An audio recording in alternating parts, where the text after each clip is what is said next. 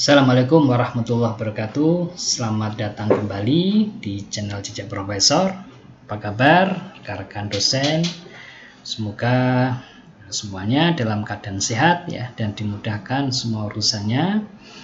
Baik, kita akan bahas ya bagaimana kita mengalihkan ya dari publikasi jurnal ya menjadi ya hasil temuan tadi bisa diaplikasikan di dunia nyata. Artinya bagaimana riset itu ya berdampak nyata bagi masyarakat. Nah, yang pertama harus kita pahami dulu ya apa itu impact ya atau impact literasi. Itu literasi tentang dampak apa itu. Jadi yang pertama itu lebih dari sekedar angka. Jadi kalau kita ya dalam metrik tradisional itu bicara mengenai jumlah penelitian atau jumlah sitasi sehingga kemudian dihasilkan berapa nilai indeks kita ya. Nah, ini dampak ini itu melampaui metrik tradisional. Karena di sini ya berbicara tentang perubahan yang nyata dan perubahan yang terukur. Nah, itulah di sini dampak. Kemudian yang kedua, ya, perubahan positif yang akan dihasilkan.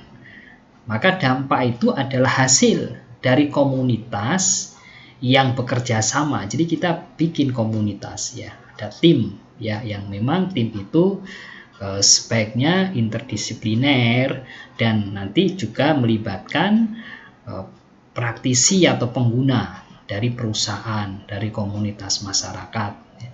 Ya, dalam rangka ya, komunitas itu kita bangun ya dalam rangka untuk menemukan solusi ya solusi yang menghasilkan perubahan baik di bidang sosial ya ekonomi atau lingkungan ya tentu perubahan yang positif. Kemudian yang ketiga, efek yang dapat dibuktikan. Dampak itu adalah efek yang dapat dibuktikan ya dari penelitian kita di dunia nyata ya, memberikan manfaat bagi masyarakat di luar lingkup akademis karena sehingga bicaranya bukan hanya kontribusi teoritis tapi bicaranya adalah bagaimana riset kita yang memberikan dampak di dunia nyata, memberikan kontribusi praktis ya, memberikan kontribusi kebijakan misalnya. Nah, di situ yang penting. Nah, dalam rangka untuk menjadi melek dampak ya, dan kita mulai sekarang ya mulai berpikir mindsetnya seperti apa kalau kita akan melakukan penelitian. Jadi yang pertama, bangun pengetahuan dan keterampilan. Nanti masing-masing kita jelaskan. Kedua, bergerak melampaui artikel. Kemudian rencanakan dampak dari awal. Dari awal kita melakukan riset itu sudah harus kita rencanakan. Dan kita bangun kolaborasi sejak dini dan kemudian kita bisa memanfaatkan institusi kita ya sebagai bagian kiat kita untuk menjadi melek dampak. Yang pertama kita bahas mengenai membangun pengetahuan dan keterampilan.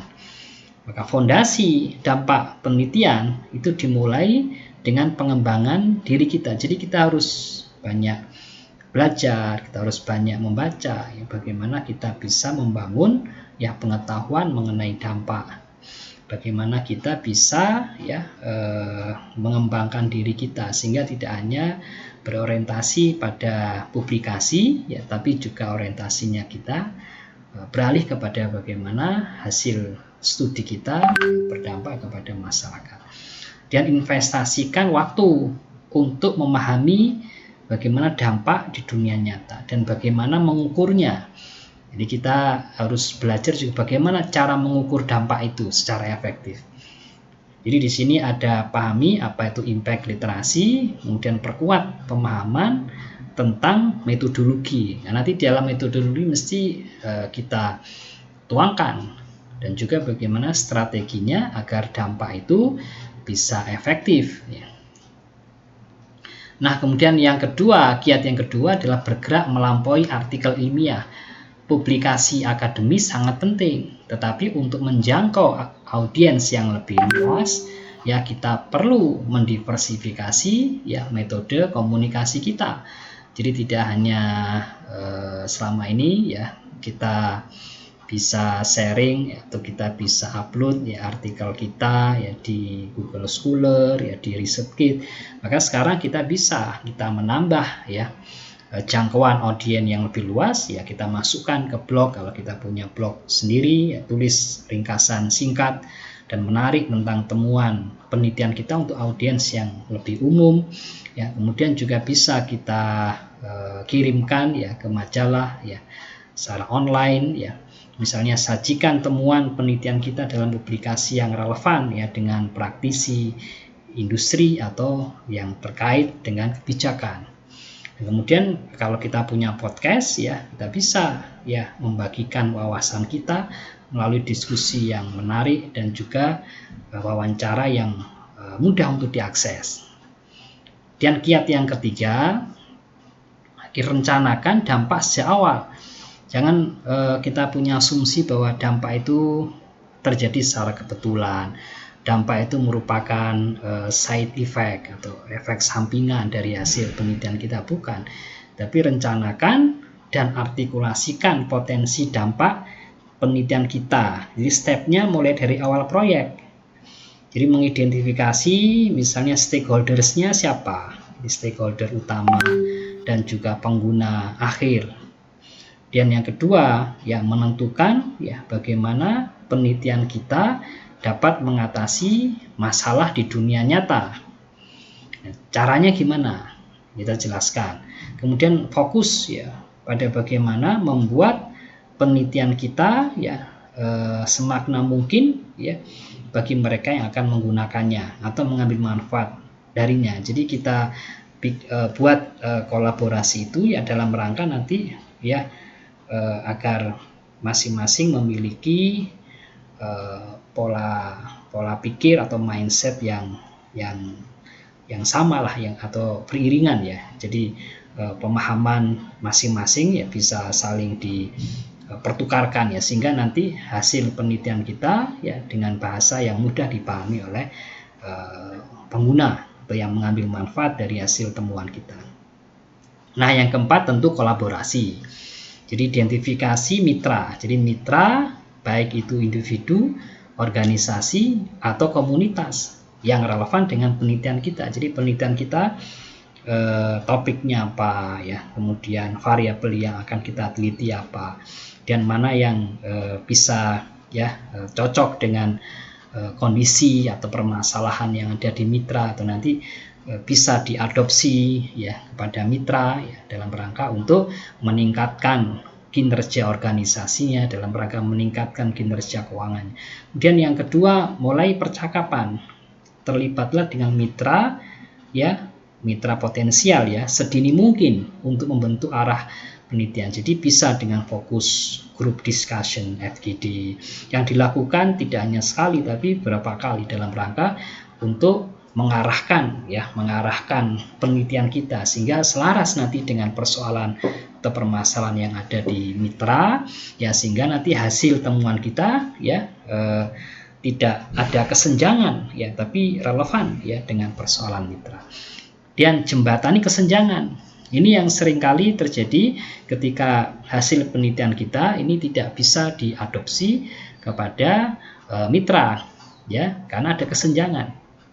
Maka jembatani kesenjangan, pastikan penelitian kita itu terhubung langsung dengan kebutuhan di dunia nyata ya, dan konteks di mana dampak itu paling dibutuhkan.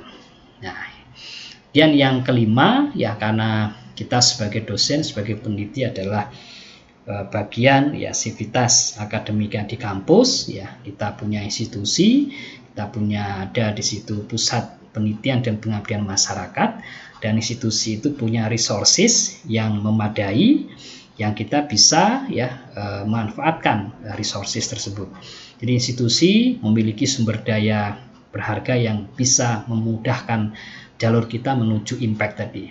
Jangan ragu untuk mencari dukungan dari institusi, karena kita tahu misalnya setiap kampus ya memiliki pusat penelitian dan pengabdian masyarakat, maka manfaatkan ya keahlian mereka dalam strategi hibah. Kalau nanti kita bisa kita bisa kirimkan kepada hibah, mungkin bisa nanti mendanai proyek penelitian kita atau kemitraan dengan pihak lain, atau juga dalam rangka untuk manajemen proyek. Dan yang kedua, ada staf dampak khusus. Ya, mereka bisa memberikan panduan ahli tentang identifikasi dampak, ya, pengukuran dan diseminasi. Di beberapa kampus ya, khususnya kampus-kampus di luar negeri itu mereka sudah punya ya di staf dampak atau pusat, bukan hanya pusat penelitian tapi pusat yang bisa membantu peneliti dalam rangka untuk mengidentifikasi impact, bagaimana mengukur impact ya, dan juga diseminasi. Jadi ini khusus ya, ada staf khusus di kampus yang memang bertugas atau punya kewenangan dalam masalah ini, dalam masalah mengelola impact atau manajemen impact. Nah, yang ketiga, jaringan internal terhubung dengan kolega yang telah berhasil menghasilkan dampak untuk belajar dari pengalaman mereka. Jadi kalau di kampus ada kolega kita yang sudah punya pengalaman dalam masalah ini, ya bisa menjalankan penelitian dan sampai memberi dampak kepada masyarakat, kita belajar dari mereka. Nah itu, kemudian yang terakhir, membangun jembatan antara penelitian dan masyarakat, sehingga jangan sampai ada kesenjangan, ada jurang antara penelitian dengan masyarakat. Perjalanan menuju dampak penelitian adalah sebuah maraton, bukan sprint. Ya, jadi ini membutuhkan dedikasi, membutuhkan perencanaan yang matang dan kemauan kita untuk berkolaborasi di luar batas-batas akademis. Mungkin kalau di kampus kita perlu untuk punya tim ya, di situ interdisipliner ya, tim yang tidak hanya pada satu disiplin ilmu tapi melibatkan beberapa disiplin ilmu ya, sehingga nanti masing-masing ya memberikan ya sumbangsihnya, saran, masukan, bisa saling berkolaborasi dalam melakukan riset, dalam menganalisis ya persoalan. Bisa dilihat dari aspek ekonominya, bisa dilihat dari aspek manajemennya misalnya, dan seterusnya. Ini pentingnya kita berkolaborasi. Maka yang pertama, perencanaan strategis. Mulailah dengan visi yang jelas tentang dampak yang ingin kita hasilkan apa, dampak yang akan kita ciptakan apa. Nah itu yang pertama. Dan yang kedua, keterlibatan secara proaktif, berkolaborasi dengan pemangku kepentingan sejak awal. Jadi jangan ketika sudah selesai temuan kita, kemudian kita baru mencari pemangku kepentingan, kita baru mencari pengguna akhir, kita baru mengkaitkan dengan kontribusi praktis, tapi libatlah mereka itu di awal kita membangun tim penelitian dalam rangka untuk menjalankan proyek ini. Berkolaborasi dengan pemangku kepentingan sejak awal dan sering berdiskusi. Dan yang ketiga, komunikasi yang efektif. Adaptasikan pesan studi kita untuk audiens yang berbeda. Jadi pesan studi kita apa? Nah kita bisa tuangkan ya, sharing ide atau pesan studi kita itu di media majalah secara online, kemudian atau di blog, atau bisa juga kita sampaikan di podcast yang kita kelola atau podcast milik orang lain. Kemudian pembelajaran berkelanjutan, tetap melek dampak dan terus sempurnakan pendekatan kita, baik pendekatan penelitian secara kualitatif atau secara kuantitatif, ya semuanya bisa ya bisa kita jalankan ya, bisa kita gunakan ya dalam rangka untuk menghasilkan penelitian yang memberikan dampak ya yang positif, perubahan yang positif kepada masyarakat. Saya rasa itu ya pembahasan kita yang berkaitan dengan dari jurnal ke dunia nyata, bagaimana riset bisa berdampak nyata bagi masyarakat. Bagi rekan-rekan semuanya yang belum subscribe ya silakan subscribe dan juga like videonya, memberikan komentar yang konstruktif agar kita bisa menyampaikan materi-materi lain yang bermanfaat kepada rekan-rekan semuanya. Terus ikuti channel Cak Profesor bersama menuju ilmuwan berkarya. Saya akhiri. Assalamualaikum warahmatullahi wabarakatuh.